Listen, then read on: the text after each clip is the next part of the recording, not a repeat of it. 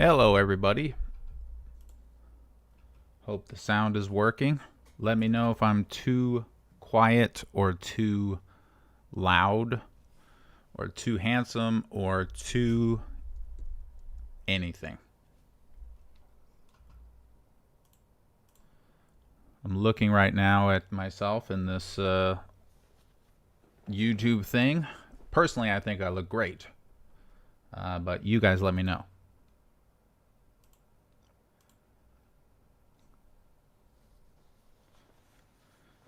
Brooke Chen says, how's life in China been treating you? You plan to visit the US sometime? China's good. Been here about off and on for 9 years now. And I really wish I could go back to the United States. I've wanted to go back for quite some time. But unfortunately, if I come back to China, I have to do a quarantine. And that just seems very miserable to me. So I haven't done it. Reminds me of Brad Pitt. That's true, but obviously much younger. Your face looks pale white. Yes, that's because my crappy lighting. Sorry. I'm actually very dark because I'm a Middle Easterner, so half Middle Easterner. So when you see me, I'm actually much darker than this pale light is giving me. You might sound more mysterious if you use lower voice register. Okay. So today I just wanted to talk to you guys real quickly. I did a poll to see what you guys thought about these live streams. Sometimes I have been known to ramble and babble, I'm told. So I asked if you guys wanted me to do more that were short or fewer that were longer. The longer ones are pretty exhausting. And so anyway, you guys said you wanted more shorter ones. So this is a short one. And I will try to do more. I have a lot of things I want to talk about. But for this stream, I'm going to talk about some interesting news that has been catching on a bit. But a lot of people are sort of trying not to push this message. But it's very interesting. And I think it's important to talk about.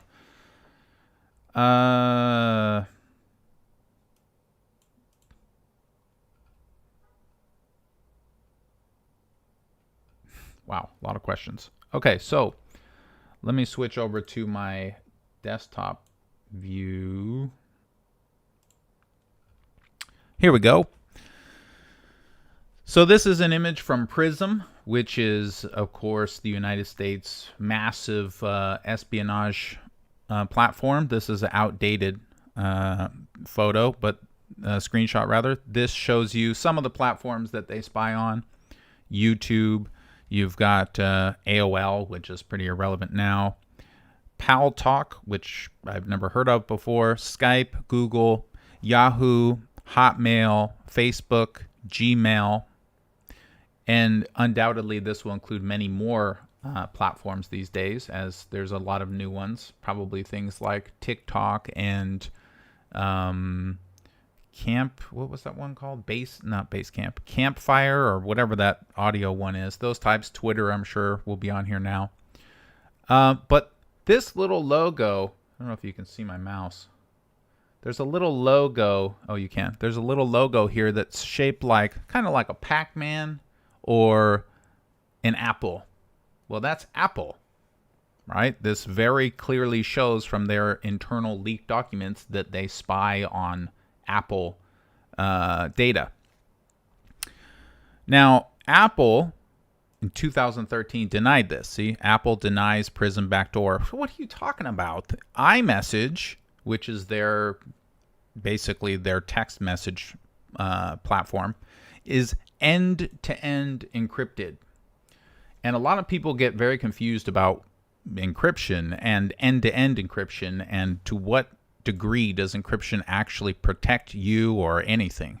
So I want to talk a little bit about what encryption is. I happen to be quite good with computers, so I want to share with you guys just very briefly a very easy to understand, hopefully, explanation of what exactly they're talking about here. So here I've got this very brand new program called Photoshop, and I just want to kind of illustrate this concept a little bit. So let's say you've got two people or places or groups and you want to communicate with each other. You can send radio messages or shout or do all kinds of different things. In around World War II, most of our modern cryptography concepts were developed, which is mostly unchanged, although we've evolved it quite a bit. So the concept of encryption really is pretty simple. It's that if you're going to send some data between between here and here, the problem is that somebody in the middle can probably capture from here to here. They can probably capture some of your data because radio waves and even internet traffic is, by default, it's unencrypted, meaning it's just raw. If I send you hello, anybody else listening will see hello. And so basically what encryption is they decided that, hey, before we communicate, I'm going to come up with, in the most simplest terms, a number. Let's just say a number. I'm going to use the number 2. And you know that this number is 2. It's our magic number.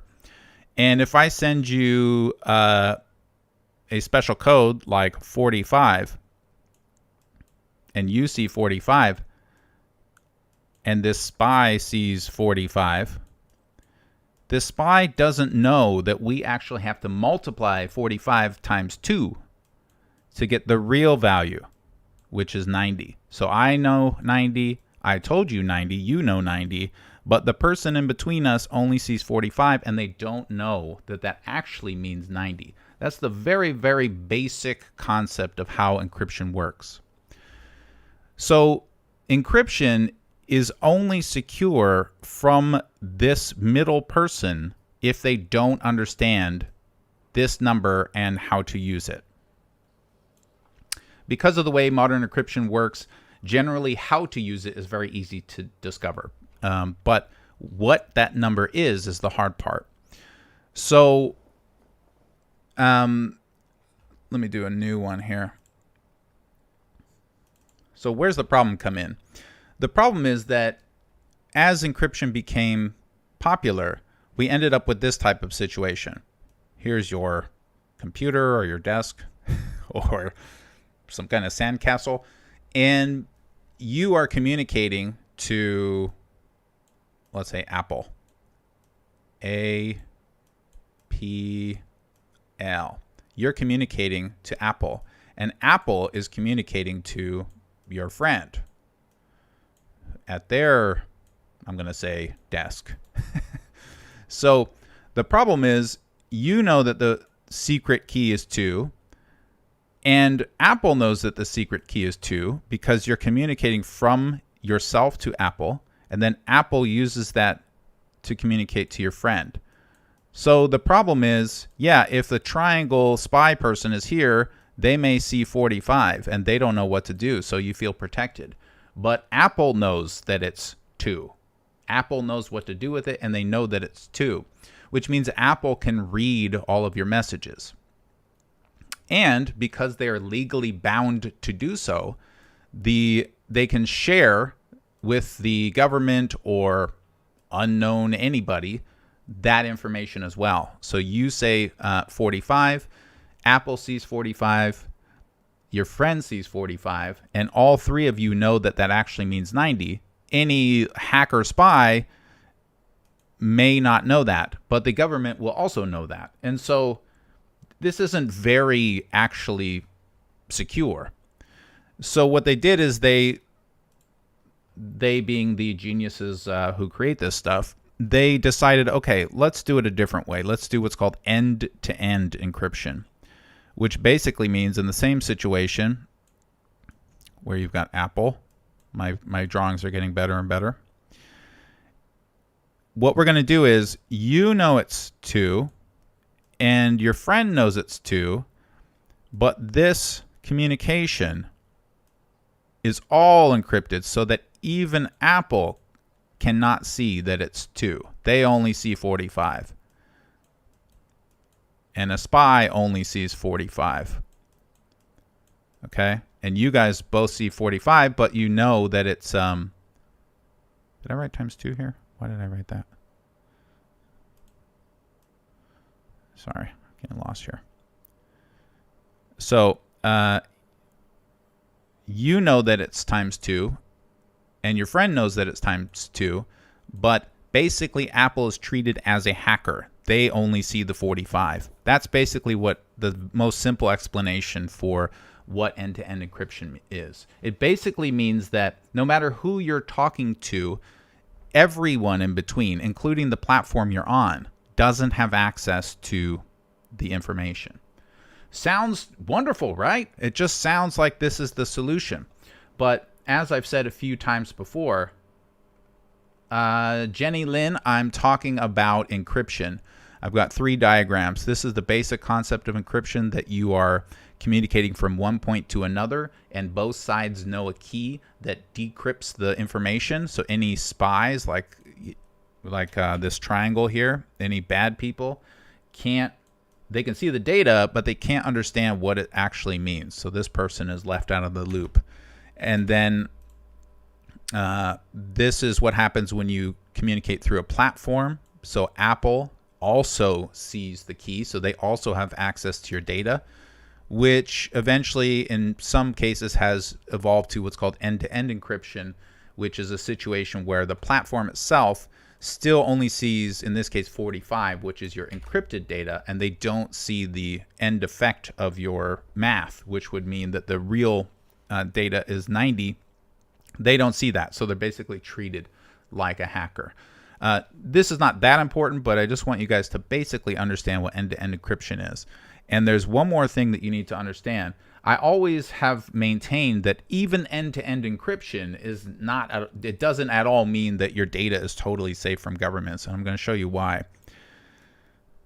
So let's draw the same type of thing, and you've got Apple here, and you're communicating through them, and you know it's times 2 is your secret key, and they know it's times 2 is your secret key.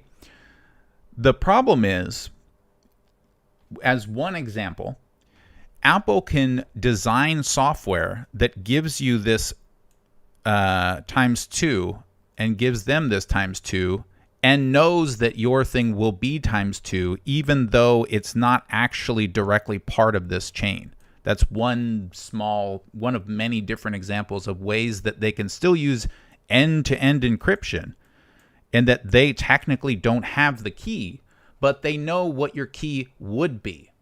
So these are very slippery ways that corporations can still claim things like end-to-end encryption and basically backdoor them. All right, hope all that basically makes sense. So the point of what I'm telling you is that no matter how encrypted anything is, it doesn't necessarily mean that it's totally secure from everything. So a long time ago, we've got PRISM, the United States, showing very clearly that they're spying on Apple. Then we've got Apple denying that and saying, no, we don't have that, because iMessage has end-to-end encryption. And I've just showed you one small example of why that doesn't necessarily refute the claim that PRISM is spying on you. So, but this is 2013. It doesn't really matter what they said back then, because that only answers the question of, have they been spying on you? Which is yes. The real news today is, are they continuing to spy, and will they continue to, and are they going to expand this spying on not just Americans, anyone who uses Apple servers in countries that are covered by this program? So for example, if you are connected to their servers, regardless of where you are, if it's with a VPN or whatever, you will be subject to this new thing that's happening. So they've got this wonderful program where they're expanding protections for children. And this is a really great idea, because, using children in a title and as a reason for doing something is very difficult to push back on, right? So the idea is, do I own Apple products? I have an iPad that I use to read sometimes, but I don't usually use Apple. So the idea for this program is that there's a lot of pedophiles, like child molesters, I guess, who share child porn or something like that. And, Apple's sick of it. And so what they're going to do is they're going to backdoor what they said that they don't backdoor. Now they're going to backdoor it.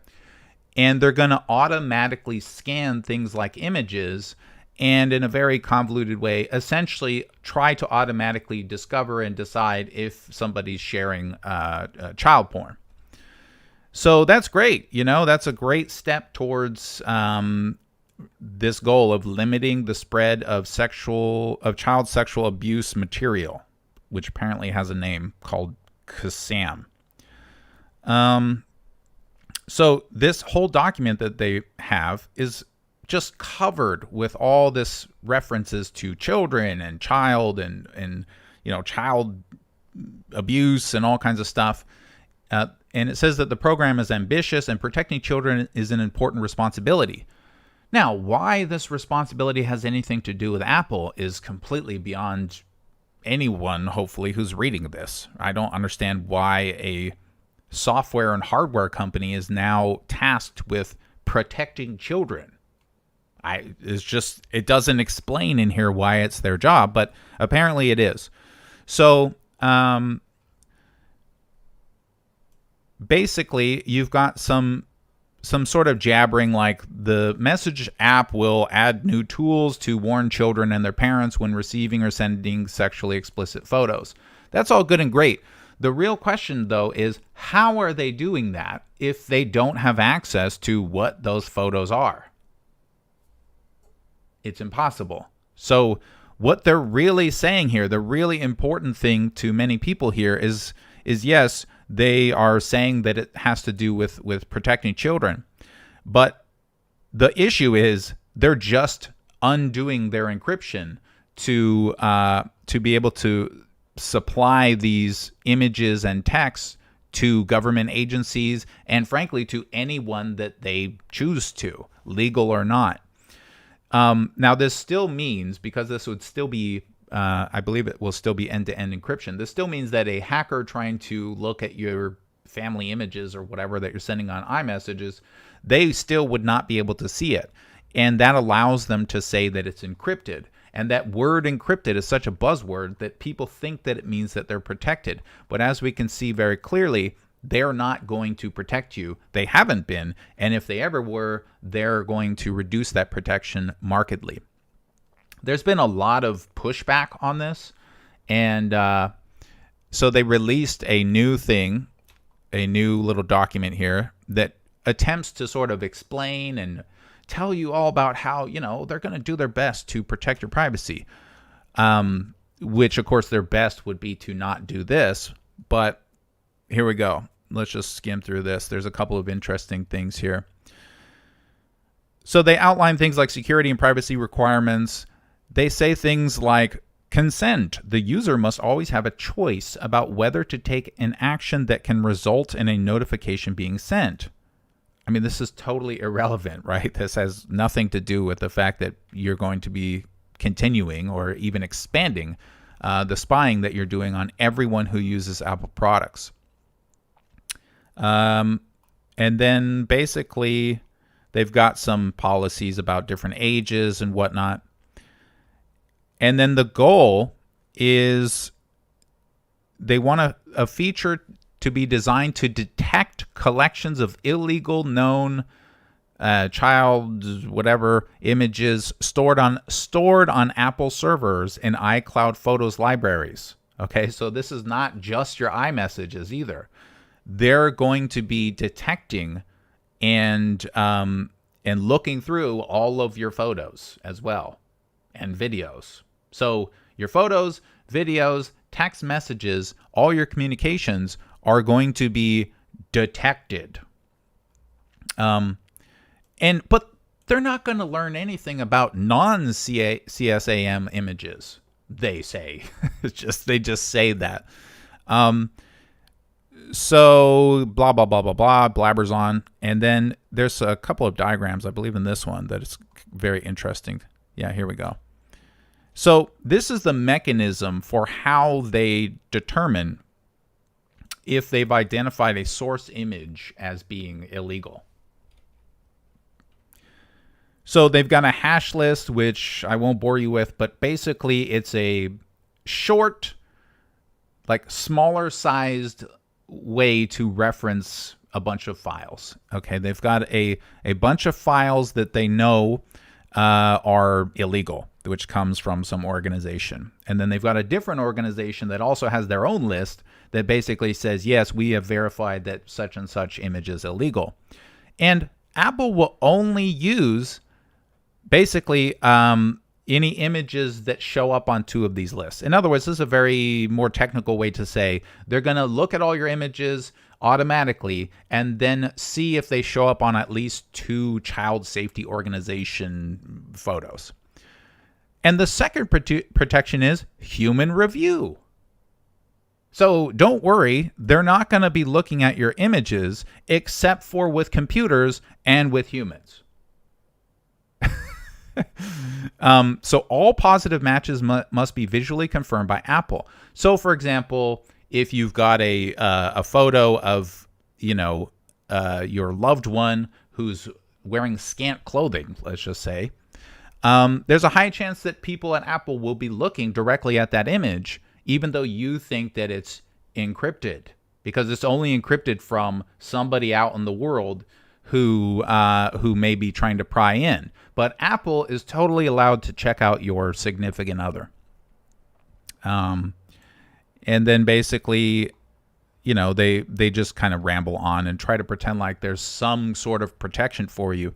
But the fact, as I have been blabbering about for months, years even, the fact is this: no matter how many times somebody tells me about how big, bad, and scary China's surveillance system is because they can see everything, I am never fooled by this trick.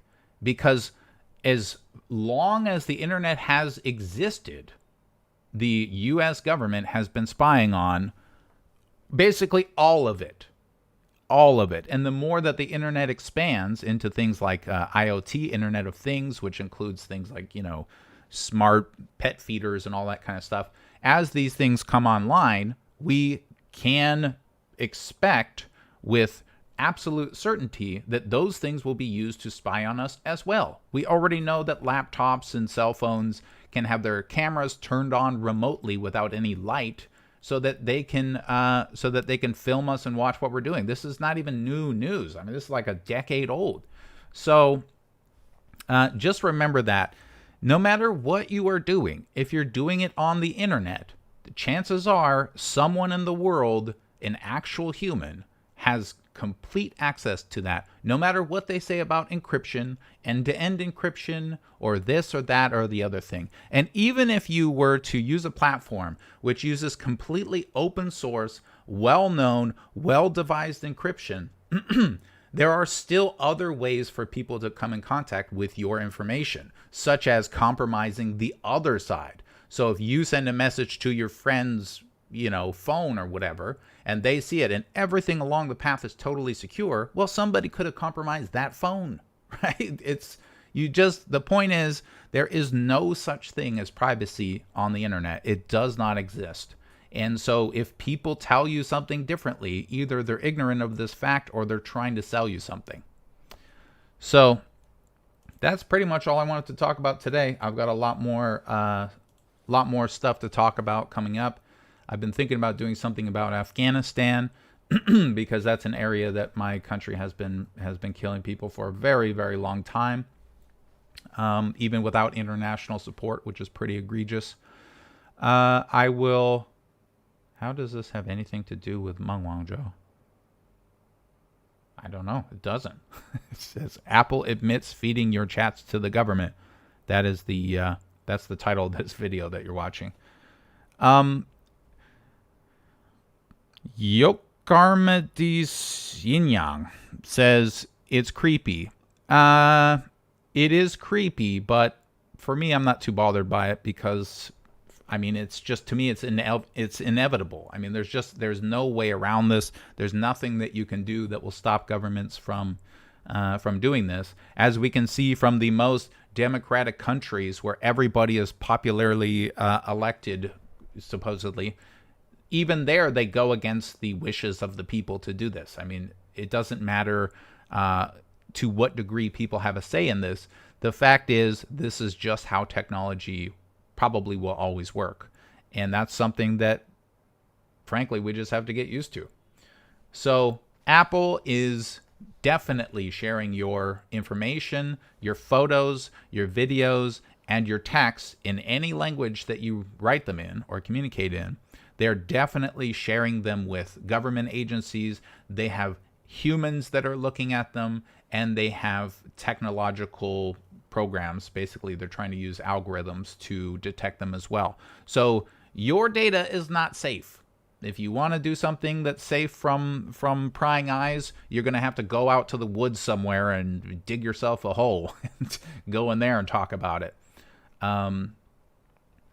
So that's it. You guys have any questions, comments, anything like that? I've changed the chat, by the way, so that only people who have been subscribed for at least 5 minutes can say anything in there. So hopefully all the haters will subscribe and then accidentally forget to unsubscribe. Yeah, so I just want to do very short streams right now. I'm actually very busy. I got a lot of stuff going on, so I don't have a lot of time for 3-hour streams. Any questions? Going once. Nathan, is there even a company that doesn't use AI on your phone gallery? There will definitely, this is the way that this type of spying basically works on the internet, is that the smaller that a company is, the less likely that your data is actually compromised. Because if you're the government, you don't really care about 17 people's images on some platform. You care about the big boys like Apple and all that kind of stuff. How's the health in the leg? I actually will be doing my 6-month checkup on Monday. So I don't know yet. I'm very nervous about that because 3 months no growth is good. 6 months will be much better. You know, if I see 6 months no growth, I'm going to feel a lot better. Speaking of tech and companies, which companies do you own stock in? I actually own stock in Apple as one example. So you can see I will work against myself. I don't really care because people are stupid and the stock will continue to go up. Nathan equal Dracula? I assume by that you mean I age very well, right? Thank you for the $3.99 for a coffee. Cheers. Let me cheer you with my coffee.